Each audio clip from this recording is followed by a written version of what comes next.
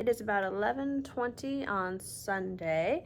This is my last week of like lab supplies and all of those things. So what I have right now is some small goldfish feeders for our aquaponics unit this week.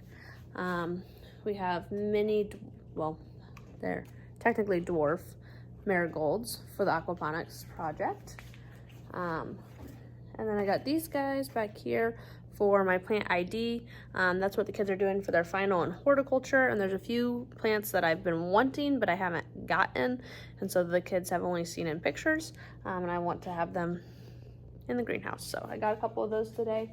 And then we also got some aquarium gravel, we got some aquarium sand, got a heater and some goldfish food, and I'm gonna go back there and I'm gonna clean out my other tank that has guppies in it currently, because guppies and goldfish are not compatible. So we're gonna relocate the guppies temporarily, and then let the goldfish take over, and then we'll see what the kids pick, goldfish or guppies, for their project.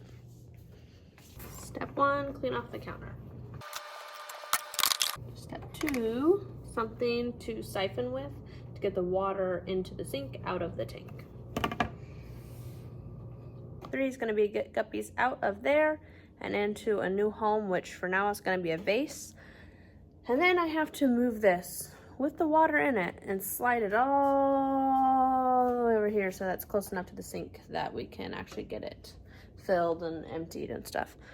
Now I know the smart thing to do is keep it right here, right next to the sink, but I don't like it there. So I'm difficult and I move it all the way to the corner. All right, I have water in here, half of the water from the tank that is already dirty, and then half clean water so they don't get shock for temperature change, but also they don't like too clean of water actually. I'm gonna add a little bit of aquarium rocks in the bottom here. And then I'm gonna situate this guy in here as long as it fits.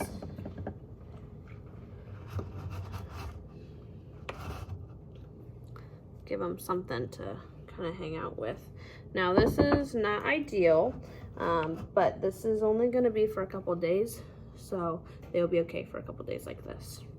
So I got this. Now I'm going to go catch me some guppies. Chris is cleaning out the filter. I got this moved over here by the sink, and we're going to start siphoning water out.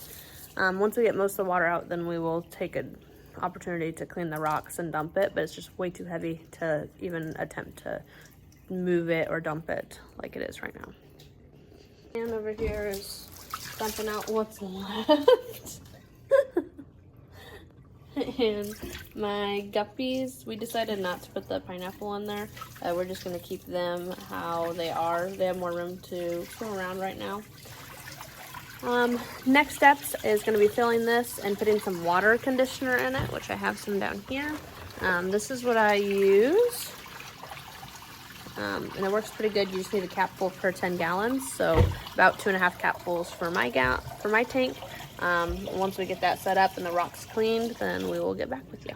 All right, while he's dumping out the tank, I took the opportunity to wipe down the counters because they never get wiped down.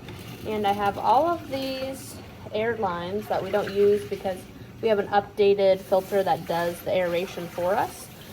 Aeration is important so that those fish get plenty of oxygen circulating through the water, but this is the old system. We don't need it anymore. I'm just going to keep it under the counter, and then we'll put the other system back in to help with that. Side quest, while he's finishing washing that, I had my horticulture class take propagations from things and or just transplant a lot of these. A lot of these plants were donated to me or given to me, and they needed a little love, a little TLC, and they're just now coming back and kind of snapping into growth.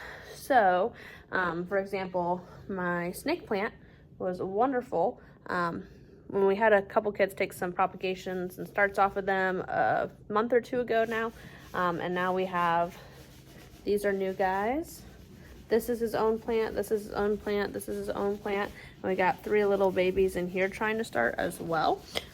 So hopefully I have more big, beautiful snake plants that eventually we can sell from my one sad looking one that I had. My spider plants, my African violet is actually looking pretty good compared to when I had it, when I first got it, but it doesn't have any flowers yet, so I felt like it needed more space, so I gave it a bigger container. My Wandering Jew and Birds of a Paradise. I did not realize how big they could get until a week or two ago, and so I realized, well, I got them from Walmart. They were $2.50 each. They were looking a little sad, but they have kind of made a comeback. So I'm going to give them some more root space and see what they do. Now that they're looking healthy, hopefully they start getting a little bit bigger as well. So I'm gonna organize all of these and try to get them in my one window to make sure they all get sunlight. What I did not transplant is my Pathos, because look at how gorgeous, and look how many green leaves they're getting. A lot of these are like this spot where there's nothing. There were leaves. My kids took them off for propagation, or they were just damaged from whatever it was prior to. But now that it's all looking healthy and happy, I'm just having the kids start props inside the top so we can get some growth on the other side, because I really only have growth coming out one side. And then once those get established, I'll probably separate them out, and then we can start a whole new plant. But I think he looks happy. His soil looked pretty fresh. This was one that I transplanted last year, so happy, has good soil. The others were just multiple years in the same soil, and they were looking a little rough, so got them switched out. I'm starting to become a crazy plant lady. I have 1, 2, 3, 4, 5, 6, 7, 8, 9, 10, 11, 12, 13, 14, 15, 16, 17, 18, 19, and my cute little fishies. And I only have one window, so normally I do hang them up around the room, but I will tell you at the beginning of the year I started doing that and moving them every week, and I'd move them over here to get sun on the weekends, and I'd take them somewhere else in my room to kind of spread the wealth a little bit, and I just rotate where they went. It just honestly became a big hassle, so this is gonna be my plant window from now on, and I think that's just how it's gonna be, and it'll be fine.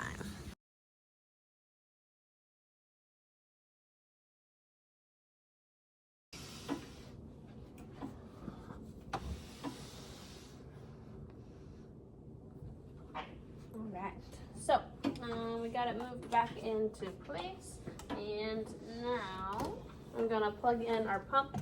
Always make sure your pump is in the water first before you turn it on. You should never run a pump dry. You can burn up the motor. So I'm gonna pop that in, get it started. We already put water conditioner in here, so that means that's gonna help get rid of some of that chlorine and other random stuff that we might find in tap water. So we're gonna let that cycle through for a minute. While that's cycling through, we're gonna add a little bit more water. We're also gonna put the fish in keep them in their fish bag, but put them in here so they can kind of get acclimated to the new water temp change without it being too fast.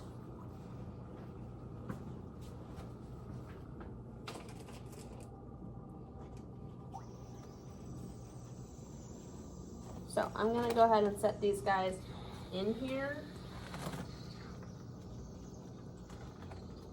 and just let them float and kind of get used to the water temp change, because their bag is actually quite cold, and this water's a little bit on the warmer side, but it's still within their range. But we don't want to shock them any more than they already are being transitioned from a new tank, from their old tank to their new tank.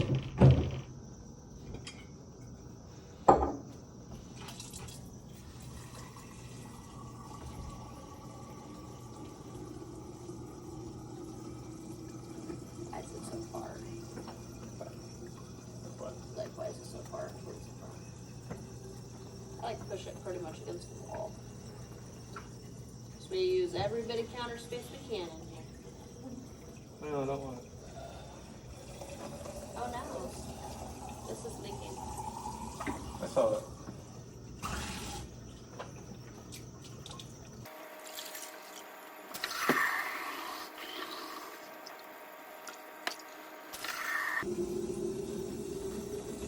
We do unfortunately have one casualty already. He died like as soon as I got into the car. I noticed he was dead. So I always get extra just in case, because you never know, especially when they're in a transition period. I got 7 extra, so hopefully that is enough. I also will have a couple kids that aren't able to take their fish home, which means I get to keep the fish for next year or just as classroom pets. So, we'll see how many I end up keeping this year. Last year I ended up with 8 left over at the end of the year. We'll see how many I end up with this year.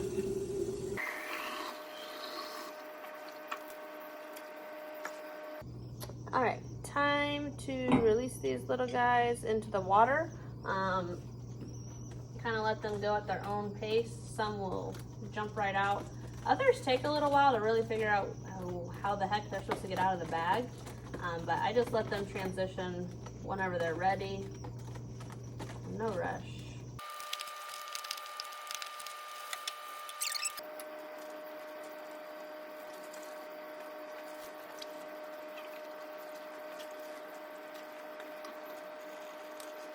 He's out. We'll give them a second to kind of hang out, figure out what's going on.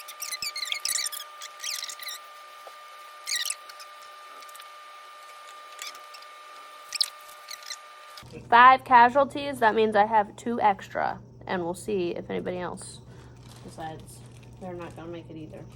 So we went ahead and put some items in there that they can hide in. Really, that's not like natural habitat for goldfish, but hopefully it helps them feel a little more protected and they can hide if they would like to. We have our pump or a filter with our aerator on it, so it pumps air through. And we're just gonna let them go. We're gonna feed them right now, and then we're gonna let them go, and I'll be back in on Monday, so tomorrow, and we will see how many have survived.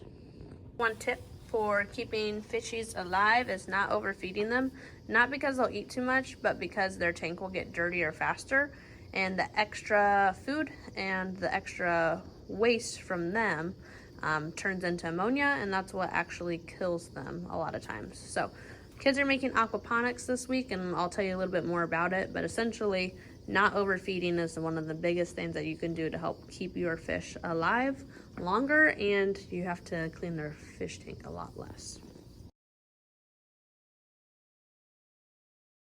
It's one of those days where I feel like I packed up half the house. Right now I have a situation with my fishies, if you can see them in there. They're real excited to get out of this mason jar into the school. I bought the 30 fish and I needed 23.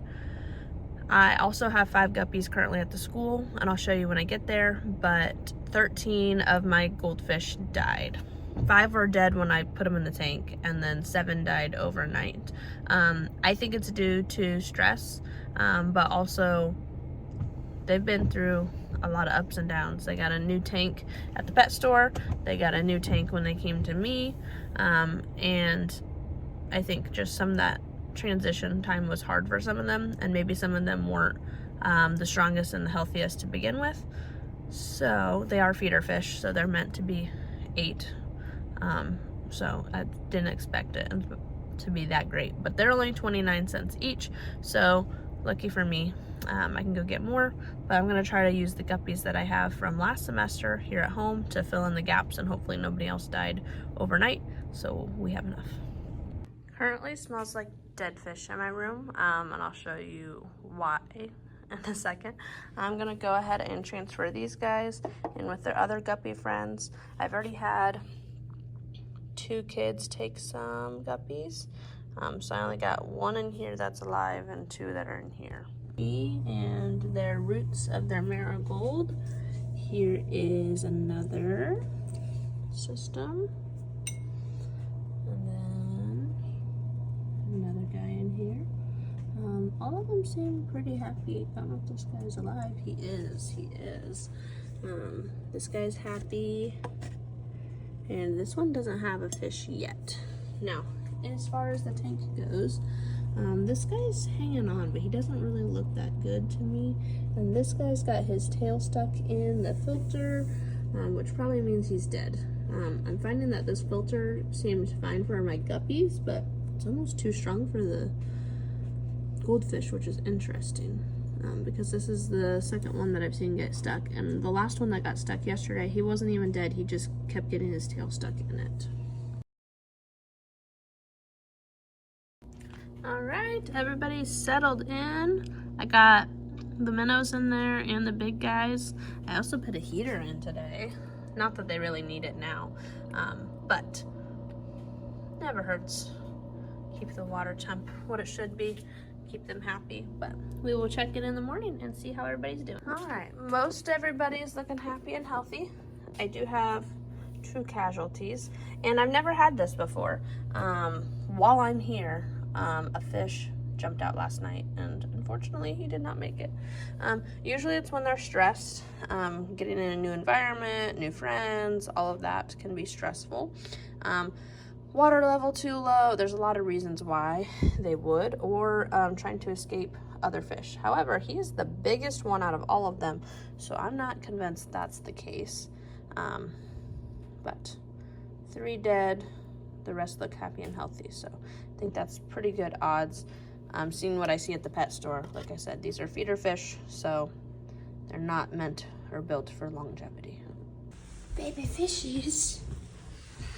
Oh my goodness, look at them. Oh, they're so cute.